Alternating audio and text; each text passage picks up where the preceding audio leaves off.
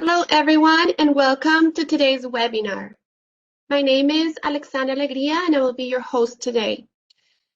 We will be talking about the top 10 food and beverage trends in 2021. This webinar is sponsored by Andina Pack. Andina Pack is organized by Colmesa and Corferias in Bogota, Colombia, and its 16th edition will be taking place November 9th to the 12th of this year. Andina Pack is the most important trade show in Latin America focused on the production, processing, packaging, and handling technologies of food and beverage, as well as the pharmaceuticals industry. It seeks to cover the entire value chain in the transformation of raw materials or ingredients into final products in food, beverage, and pharma. Its sectors include ingredients, processing and manufacturing technology, packaging, intralogistics, and food safety. For its 2021 edition taking place in November, Andina Pack has launched a special area only for its ingredients sector. Andina Ingredients will be located in one of its pavilions in a specific area dedicated only to highlight innovations and trends in this industry. It will be hosting top brands from all over the world wanting to discover the Latin American market. Andina Pack is powered by Anuga. Anuga is the leading trade show in the world for the food and beverage industry, and for this reason, it has become the benchmark for all other trade shows. In this way, Andina Pack has become the top leading platform in Latin America in which producers and manufacturers can find all they need related to their production process and their manufacturing plants. For more information on our trade show, please visit our webpage, or please contact us directly through the information that we will be posting in the chat box. Without further ado, I would like to introduce our guest speaker, Natasha Padua. She's Insights and Innovation Manager in Innova Market Insights. Innova Market Insights' top 10 trends in food and beverage for 2021 provides an in-depth look into how the food and beverage industry has been progressively evolved. Before I start, I want to mention that our chat will be opened, so please feel free to submit all your questions in the Q&A box in your WebEx platform. We will be answering these questions at the end of the presentation. Now we welcome Natasha Padua.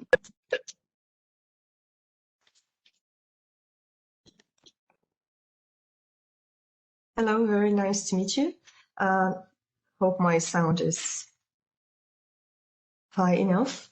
So thank you very much for your presence. Thank you for your time, and thank you for the invitation from Andina Pack. I will share my screen in a second. Presentation. Okay, so today we are going to speak about the top 10 trends for 2021. But first, I would like to give you a brief introduction into Innova Market Insights, to how does Innova work. So Innova is a company with more than 25 years of trends and insights experience. We track global consumer insights, and we have the largest, world's biggest database of fast-moving consumer goods with more than 130 million records and a consistent coverage in over 90 countries, plus market sizing and ingredient sizing platforms that, together with consumer insights and the product database, that's where we bring our insights and our data intelligence from. That's where we come up with the top 10 trends. That is our most important report in the year, because this is really the most expressive trends we expect for the year. It's cross-category and it's also global, so that's why it's so important. So today we are going to talk about the top 10 trends for 2021 that I will show you in great detail. Then let's start. So our trend number 1 is the transparency trials. And that's a trend that we started to track a lot earlier, So since 2008, we started to predict the importance of sustainability and transparency towards consumers, and we've been tracking the evolution of this trend until nowadays. So now, like in the present, we can say that 9 in 10 Latin American consumers say that to me, the product information is of major importance. So I want to know what the product contains. And so when we started to talk about transparency, it was something still very in its beginning. And now we have something a lot more clear of what transparency means and really moving from a trend to a product itself. So this is seen not just in food, but also in packaging technology. And then we've come here with an example of PepsiCo, for example, that created a digital watermark technology to boost recycling efforts. So all this kind of new technologies are being applied to new products and also to new packaging to create more and more transparency because consumers are really demanding that. And how do we communicate to our consumers this transparency? That's the question here. So a meaningful storytelling can really meet this evolving clean label consumer demand. And then we see that, for example, the clean label evolution, that is also a trend that we've been tracking since the beginning. So in the beginning, we were talking about just a natural product or a product without additives, maybe nothing artificial, but it was still a very broad concept. Now, consumer demands for like really further definitions. So we are talking more about human and animal welfare, about the supply chain transparency, the plant-powered nutrition, the sustainability in the source, the origin of the product itself, because 3 in 5 global consumers want to learn more about where the food comes from, how it is made. And this is even more, is even stronger for Latin American consumers because 64% of Latin American consumers wants to know this information about how their food is produced. So I come up here with an example from meaningful storytelling about a product from Danone in France, in which they explain where the fruits come from the exact region. They created a meaningful storytelling because this is a very powerful way to tell consumers, to inform consumers how the product is produced and where it comes from. So this is really transparency in its root. So our trend number 2 is the plan forward. So we have, it's also not exactly a very new concept that just came like completely new in 2021. This is also something that we've been tracking for more years, but this trend has been evolving from one year to another. And that's why it's always coming back, because there is always something new for us to talk about. So in 2019, we started talking about the plant kingdom. And now in 2021, we are talking about the plant forward.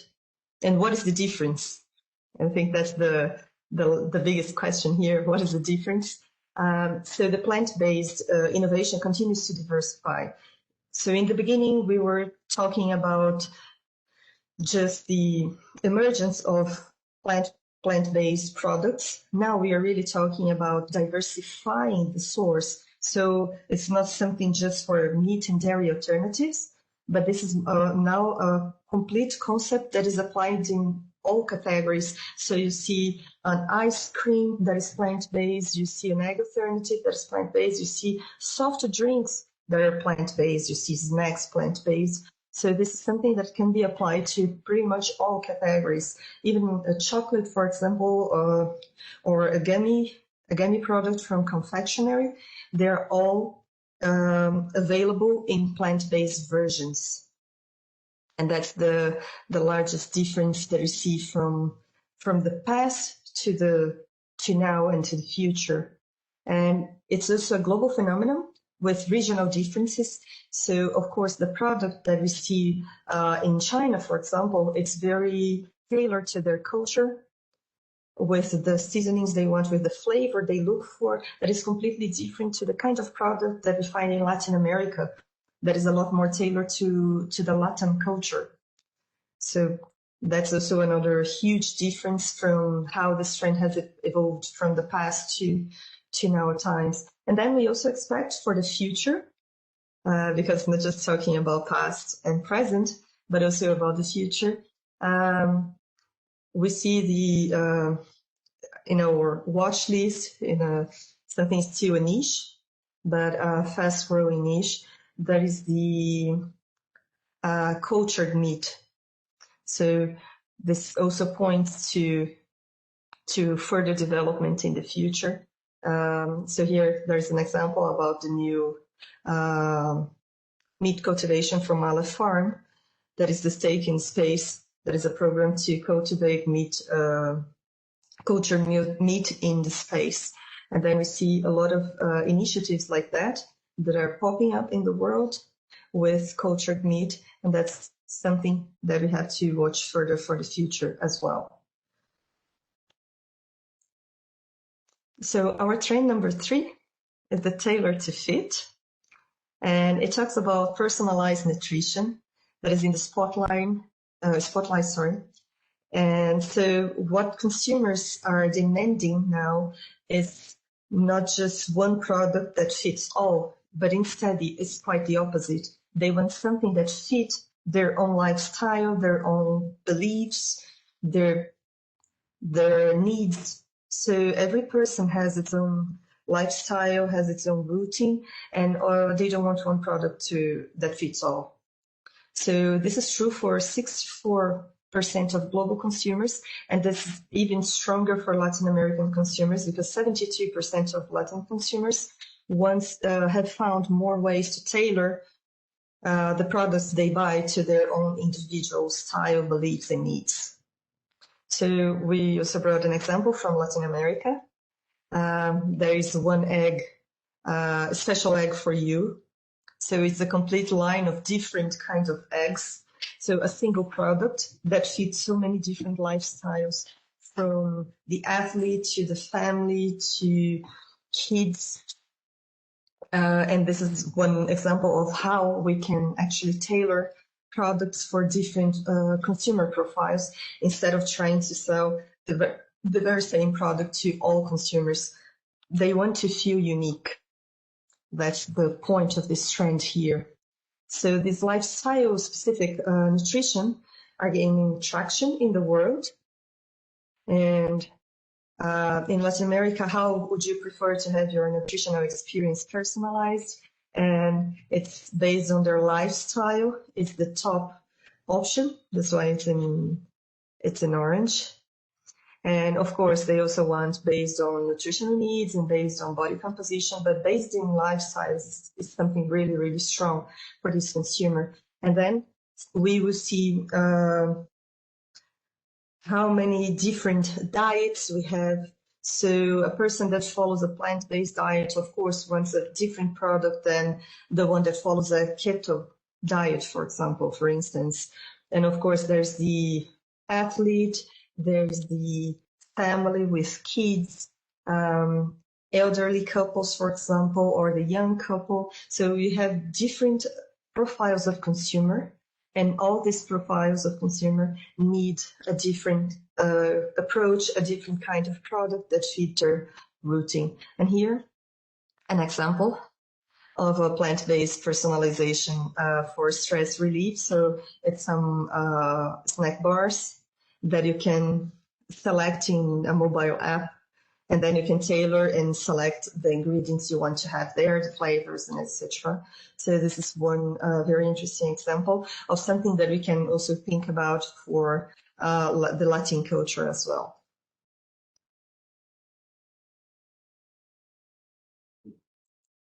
Then we move to the trend number 4, that is new omnichannel eating. So this is a trend that was already emerging, that was already growing, but of course with the pandemic situation, it really saw a boom. It skyrocketed. So that's something that now 1 in 3 global consumers and 1 in 2 Latin American consumers say that they order more online service from restaurants for home delivery over the past year. So that means that this consumer was already looking for convenience. But of course, after pandemic, we were forced also to invest more in this kind of service, also because we didn't have exactly much of an option. So you see a lot of cutting out the middleman, along with the restaurant delivery growing. Consumers now, they also will directly access some products that were previously only accessible via food service. So this borders between food service and retail, they are a lot more blurred because consumers now are not going directly to the restaurant, so they're looking for other options. And here we see a product that is the Futuro Burger. It's a plant-based burger from 2019, and how they evolved. Now in 2021, they opened their first dark kitchen in São Paulo City in Brazil, where all the burgers, of course, are from their own brand. But it's a real restaurant, and they deliver within 10 kilometers from the kitchen area. So it really cutting the middleman. They keep, of course, selling in the supermarket their own products. However, they now have this option to directly access the consumer. That is the dark kitchen, without any kind of salon service, just the delivery service, also via a delivery app. And then part of this trend is addressing convenience, and also this offering of richer experience and accessible indulgence. So this was very strong as a consumer trend. But how do we really see these in our daily life? How do we really see these in products, not just the trend itself? So consumer says that they did a lot of more home cooking using more convenient meal solutions during the past year, especially because now they're at home and they're still working, they're still having their lives going on. But as they are cooking a lot more at home, they want more convenient solutions so that they don't lose so much time in the kitchen. Another kind of consumer is also saying that when they try new types of food and beverage, they want to have a familiar element. So they want the experience of having something new or having new flavors, but at the same time, not so new, not so exotic for them. So it's an element of new with an element of familiar. So we are slowly opening our limits to new flavors. That's actually what is happening with this consumer. And then we have another kind of consumer that is that says that restaurant branded products are a convenient way to attain the restaurant experience and the restaurant flavors at home. So this is also something that was very strong due to the pandemic, because as we are not going to restaurants as often we used to go, we still want to have this experience. So the way of having this experience is bringing those flavors home. And then there's an example that is the McDonald's Big Mac sauce that you can also buy to have it at home with your favorite sandwich or even other dishes. So our trend number 5 is in tune with immune. And together with the previous trend, number 4, about the omnichannel eating, in tune with immune is also a trend that came very, very strong because of the pandemic. So it was also a trend that was growing, but it started to grow a lot faster because of pandemic. So after this new reality that we are living, 3 in 5 global consumers said that they are increasingly looking for food and beverage products that support their immune health. And then for Latin American consumers, this is true for 3 out of 4 consumers. So it's even stronger in Latin America than the average of the world. And why this is so important? So more than half of the consumers say that due to COVID-19, they started to spend more time educating themselves on ingredients and procedures that can boost their immune health. So instead of looking for more pills or medicines, they say that the elements that they find most important to achieve immune health, one of the ways is choosing foods that are naturally high in nutrients. So instead of being medicated, they want to find a natural way to have this immune booster that don't need like a doctor support. So foods that are high in vitamins, in minerals, and antioxidant, and botanical ingredients are one of the top choices in this area. So as you see here, an example with turmeric, ginger, elderberry, for example, those are ingredients that are really, really high at the moment because of their naturally high concentration of certain nutrients. And then we go to our trend number 6, that is the nutrition hacking. That is how the technology can enhance the nutritional value, how the technology can deliver more in the same product. That's basically these. So 4 in 5 global consumers and 3 in 4 Latin American consumers believe in progress in food and beverage through science. So we have actually here two different profiles of consumers. So that's the consumer dilemma, because we are speaking about naturalness and how consumers want more natural options, more natural products. And on the other hand, they still want some more tech-driven approach. So how can we address that? Does consumer want something more natural, or does consumer want the best of the technology to deliver more nutrients, to deliver more benefits to them? So that was the dilemma. And then we asked consumers in our annual survey if they are prepared to compromise on naturalness for a product that fits their dietary needs. And then we have part of the consumers that strongly agree and part of the consumers that strongly disagree. And that means that we have actually room for both kinds of products, for both approaches. So you will still have one kind of consumer that wants as natural as possible, not processed at all. The least processed, the better. And then we have another kind of consumer that it's okay to compromise on naturalness as much as I have a product that gives me an extra benefit that fits my dietary needs. So you see here 2 different kinds of products. One that is a clean label, shelf-stable yogurt concept that is designed to be unrefrigerated, so that really fits the lifestyle of a person, for example, that is out of home, that doesn't have a fridge at the moment.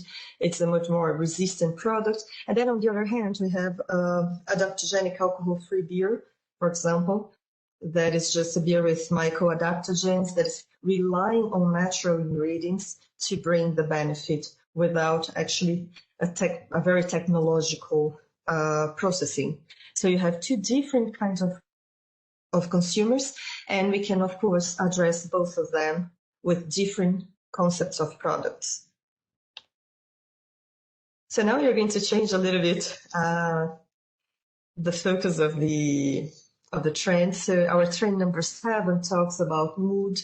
That is the next occasion. So this is also a trend that was a lot stronger with pandemic, but it's also something that was already growing till nowadays. And then what we see is that mental health is more important than ever, because we talk about holistic well-being. So it's not just being physically fit, for example, but also about having mental and emotional well-being, and even a spiritual well-being, finding the inner peace. And that's something that the food industry can also help, can also offer the kind of products to this consumer that is looking for this holistic well-being. So this is true for Latin American consumers. 56% of them are looking for mental and emotional well-being, 35% of them are looking for spiritual time, and 58% of them are looking for physical well-being. So this pack of well-being that is not just physical, it's not just mental, it's not just spiritual, but rather the conjunction of them. You can see in some kind of products that offer this stress relief, recharging, the balance of the body. And here there's an example of a tea with different teas inside, so that you can choose the one that fits the most your need at that time for different moments during the day. And then here we have the potential to capture consumers with this emerging mood platform. So of course how do we achieve this holistic well-being? And then we have several claims that can be used for this purpose. So the established ones are more focused in energy and then also in calming or relaxing. But we have what's coming next, and we believe that sleeping claim is something that is really, really going to be in the spotlight in the future. So also it's a growing niche, so just be mindful of that. Then we have Drift 12, that is an example of a PepsiCo product with theanine and magnesium to add in sleep. And now we're into our trend number 8, that is the product mashups. So this talks mostly when different trends collide. So we are talking about hybrid innovation. So the consumer is interested in trying new sensory experience. And this is true for 3 in 5 global consumers and for 2 in 3 Latin American consumers. So also another trend that is more, that is stronger for us in Latin America than for the global average. So we are interested in trying more aromas, tastes, textures, colors, to have new sensations through the food. We want to have food as an element of discovery. And as we said previously, not so new, but also having a familiar element together. But we are slowly opening our barriers, our limits, to broadening the limits to accept newer flavors, newer products. So here there's the new product that is the world's first startup dedicated to fresh flavored eggs. So this is a way to play with a familiar product, but creating a new experience. And then we have also the Foodservice, that is a channel, a very important channel for this hybrid innovation. And then you see partnership between different brands, for example, or from brands to Foodservice chains, so that we can bring a different experience, also playing with familiar flavors to the consumer. So it's something familiar with something new, and having this both elements together, you can bring something different for the consumer that they want to try. So we have here an example from Burger King with Mondelez, and there's the sundae with this hard candy sauce, and we also have the Havana Dulce de Leche brand with the coffee brand Tres. That we have the cappuccino with dulce de leche that is a lot more indulgent than the ordinary coffee. And then we have our trend number 9, that is the modern nostalgia. So while global trends get a local makeover, we say that the regional stalwarts are brought into modern relevance. So as we've been saying in the other trends, the tricky part here is that consumers are really looking for new flavors, new experience, exotic, something really new to bring an element of new novelty in their lives, but on the other hand, not so new that they never saw before. So you have to bring the best of both worlds. So we can say about the local concept. So it's like a global trend. Getting a local makeover is one strategy to achieve that. So you see, from McDonald's in Guatemala, they launched the huevos pibil with McMuffin. So you have like two completely different cultures in the same sandwich. And of course, bringing McDonald's, that is a brand that many consumers trust. So they will, of course, try to bring the huevos pibil that they know already with the newness of the McMuffin. And then another strategy is reimagining flavors. So having some exotic ingredients in products that are familiar already for this consumer. And that's the case here with this quinoa flavored with chai tea, because 3 in 4 Latin American consumers say that they are interested in trying new flavor variants of their familiar food and beverages. And then another strategy is that we have the modern twist that is playing off the familiar taste, but with cross-category innovation. So bringing a familiar flavor to a different category can also bring this novelty element to a different category that the consumer was not expecting before. So winning over already loyal consumers of Big Tom, for example, that is a spiced tomato mix. And then we have like from Bloody Mary mix to a ketchup. So you see from soft drink to a sauce, but playing with this flavor. So consumer is expecting to see a flavor in one category, and then consumer will find this flavor in another category. That's another way of attaching and providing this new experience. It's the same here with the Nescafé Fresh. That is an iced coffee, that is lightly carbonated, and it's a coffee with lemonade. So you have the freshness of the lemonade with the tradition of the coffee flavor, and then it's playing with different categories as well. So the juices with the coffee to bring a new flavor experience.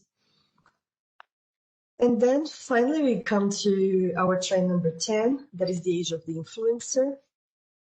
And we can say that the digital transformation fuels the innovation pipeline. So, of course, it's not exactly new to talk about influencers. That's not something that just came this year. We've been seeing this trend evolving, but we can say that we have a slow shift to more reliable influencers. So one way of this digital transformation is the engaging with consumers, is bringing the consumer to the process. This is a way of creating more reliability in the process. So we don't want to see just, consumers don't want to be just merely watching. They want to be part of the process itself. And then we asked consumers, what are their inspiration platforms? And of course, it varies according to age, to country, and our top answers. So in Brazil and Mexico, most of consumers use websites, TV, and Instagram as online sources for inspiration when purchasing food and beverages. While in the UK, for example, they still rely on cooking books and print magazines. And in China, they have, of course, their own networks. So they have WeChat and they have Weibo, and TV is strong for most of the countries. It's still a very important channel. And then when we talk about consumers being part of the process, it doesn't mean that they don't want to see their influencers. They still rely on influencers, but they want the real life influencers. They want to expand the diversity of the influencers And this is really what drives trust and credibility. So instead of a very perfect lifestyle that consumers know they will never achieve, they want more real life influencers. They want something that is closer to their reality. So 2 in 5 Latin consumers say that they don't really believe that bloggers and influencers are really honest about the products that they promote. And that's where we see the need of having, we see the growing of this kind of influencers. These are the real life. So instead of a perfect lifestyle, they really show life, how life is.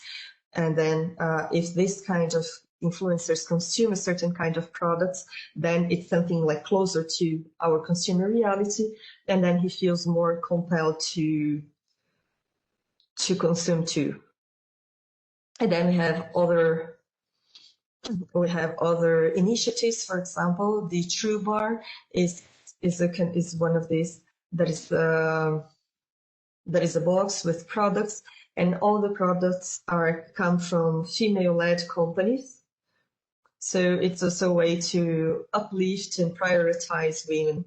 So indulgent taste inspired by women. So also investing in specific groups that are very well known and very already trusted by this consumer also will boost credibility.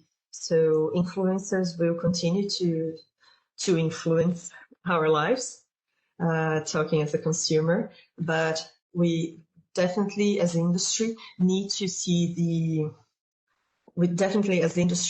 invest in trust and credibility and how to involve the consumer in this process, because consumer wants to be part of the process, not just watching without being an actor, doesn't being acting together. So that's it. That's what I wanted to tell you about the top 10 trends for this year. So bringing a bit of global insights and also some Latin American insights. And as much as the trends are global, we can see that they also apply to our Latin American culture, our Latin American reality. So that's it. I hope you enjoyed. Thank you for your time again. And feel free to reach out in case you have any questions or comments. And again, thank you very much. Thank you, Natasha, for your conference and your presentation. We want to invite all of you to write your questions in the chat. We will now open the session for questions. I will be reading some that some of you have inquired. So I can see we have 2. Natasha, I will read them to you. One of them says, as you mentioned, consumer food trends have shifted as a result of the pandemic. Do you consider, or what will their buying behavior look like after the pandemic? Will consumers actually return to their previous habits of buying behavior?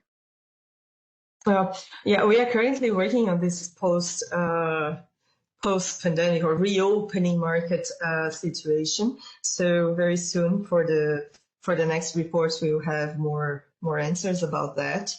But if I can say like more from a personal perspective, we see that some things are never coming back to what it was.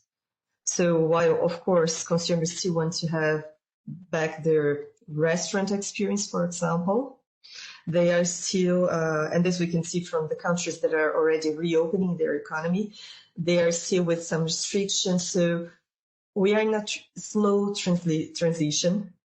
And as soon as we have more surveys about that, so we're also, of course, monitoring that, we will have a lot more to tell on how this is developing. Yeah, thank you, Natasha. Another question that we have here is, as you mentioned in your presentation, immune boosters have become very important in Latin America, as in other parts of the world. You mentioned that it's more important in Latin America in comparison to other parts of the world. Why do you think this is so?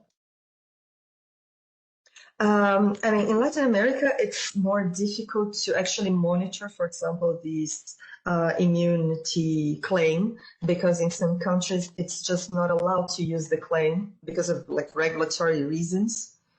So, for example, in Brazil, it's one of these countries which is very difficult to have for food. You see more in supplements and less in food, the direct use of this kind of claim, but that doesn't mean that it's not being used. So as we see from the consumer, they say that it's something really important to them. And then in the products, you see more in advertisement or indirect mentions or just the choice of ingredients that are naturally known for being like immunity boosters, like orange that is rich in C vitamin, or acerola, or ginger, for example. So this kind of ingredients, that's how we are like monitoring. And then we're seeing more of these indirect mentions. So what we can say is that the consumer is demanding more. So maybe they don't want to go to a hospital, for example, especially in Latin American countries, which unfortunately we see that the hospitals are completely full, which I believe it's a reality in most of the countries, unfortunately. So we found ways of achieving this immunity without exactly going to like the formality of a hospital and a doctor. So that's really what I believe is happening. Okay, perfect. Natasha, they ask, do you have any special trends on frozen food? We do, not in this report, but we do have trends in frozen foods, and then of course we can talk privately. But we also monitor frozen foods. Okay, I have posted your information in our chat, and also at the end we will show your email. So for sure you can contact Natasha to ask for these individual questions on frozen food and other sectors. Natasha, we have another one. Yeah. It says, how would you describe from the consumer perspective the two or third top preferences and needs? I guess they're asking from the consumer perspective, what are the two or three most important preferences and needs? Oh, well, something that I should have actually mentioned at the beginning is that the order of the trends goes from the strongest to the less stronger. So trend number one, that is transparent trials, is the most the strongest one. So I would really go into the real order of the presentation. So going to transparent trials. So like 90% of Latin American consumers are demanding this kind of transparency. They want to know what the product, where the product comes from, how it is processed, what is the origin. And then we have the plant forward, that is our second most strong trend, and then third, that is the tailor to fit. And that's why they are positioned this way, because they're really going from the strongest perspective from the consumer point of view to the less stronger.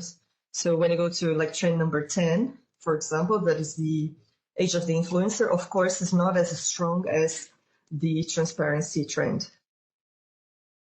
So Okay. I think it's a bit easier to understand this way. Okay, good. They were also asking when Ariel Gandara, who's the person who asked this question, also said, how does this relate to an economic approach? How these top 2-3 preferences relate to an economic approach? She says, pandemic accelerated needs and generated trends, but usually immune-enhanced products, for example, mean 2 or 3 times the price of the original version. Oh, okay. We do have in the survey, that is not in this report, but we do have in the survey some questions about the economic situation, especially for the COVID survey. So we had one COVID survey. And we also asked consumers how it's impacting their economical situation, how this influenced which categories they bought more, which ones they started to buy less, because sometimes it's now too expensive for what they can afford. And then, of course, we see how these differ from one region to another. We know that, of course, the reality of a European country is completely different than the reality of a Latin American country. So that's something that I don't have here in this report specifically, but we do have at Innova. So that's also something that we can talk about separately. And of course, we can give you some extra information. Perfect, Natasha. I will read two more questions. It says, you were saying about the new organic foods. Will the equipment used to process and package these new foods change, or will it be expected to continue to be processed in the same way? Will the processing process will change in these new foods for organic foods? For organic foods, well, that's super specific. But what we can see is mostly the explaining to the consumer. It's how you explain to the consumer. So if you have, for example, a new equipment, a new technology, and you can really explain to this consumer what is the benefit of having, like why having this new technology, or why spending sometimes a little bit more in a product, because of course we can expect that the new technology will cost a bit more than the technologies they have at the moment. So while we can explain to the average consumer the benefits of that, he will understand and he will consume. So it's less of changing or keeping the equipment or the processing, and more into explaining why changing, what is the benefit, or why keeping the one you have. More of explaining than really changing or keeping. Okay. That's it. Okay, we have that's perfect, Natasha. I think that answers the question. There's one more. It says, talking about sustainability, what trends do you see for 2022 in shrink sleeve or packaging? I think that's very specific also. But yeah. We do have our we do have top trends presentation for packaging. There's also something that I can talk separately, because we have one specific top trends for packaging, and that's where I believe it will actually give you most of these insights that are very, very specific to this reality. So here we bring a little bit of packaging mixed with the whole context of food and beverage, because that's something that you can never really separate. Of course, that's something that's always together. But then we have one more focused on packaging reality than in the food and beverage reality. So that's something that we, of course, can talk about it separately, and I can share something with you. Thank you, Natasha. That certainly will be our next webinar when we talk about packaging. So as most of you have written in our chat that you would like to have the recorded version of this presentation, as well as, I guess, the presentation itself, I want to mention that we will be posting it in our webpage. So you can go over Natasha's conference, and we can also send it to your email. So we will do that. In the webpage, you can also check out our other conferences that have been scheduled, like you mentioned, one for packaging, one for technology. We will also have those. So you can definitely look into our IndinaPAC's webpage, and there is an agenda scheduled for you to register for future conferences. So as we are running out of time, Natasha, I want to thank you for being our guest speaker and for all the information. It was very interesting. I hope all of you have enjoyed it. We invite you to visit our webpage, like I mentioned, not only to learn about IndinaPAC, but to register to future webinars. Before we leave, I want to leave you with a video so you guys can look at our previous edition of IndinaPAC. We have some information for you guys, and hopefully we can see each other soon again in our next webinars. Thank you so much for participating, and thank you, Natasha. It was a pleasure. Thank you for the invitation. See you in the next time.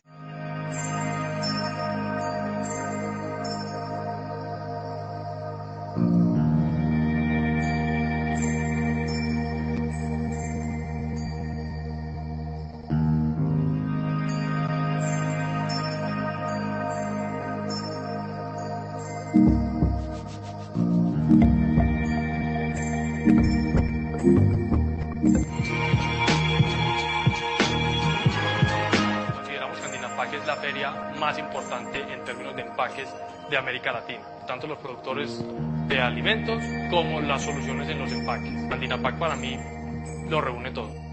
Es una feria que reúne la totalidad de la línea de producción de un alimento. Entonces es también una oportunidad de tener contactos con gente de otros países. Ha sido la plataforma perfecta para conocer clientes de Latinoamérica, Venezuela, Ecuador, Panamá, y ha permitido hacer alianza con otros países.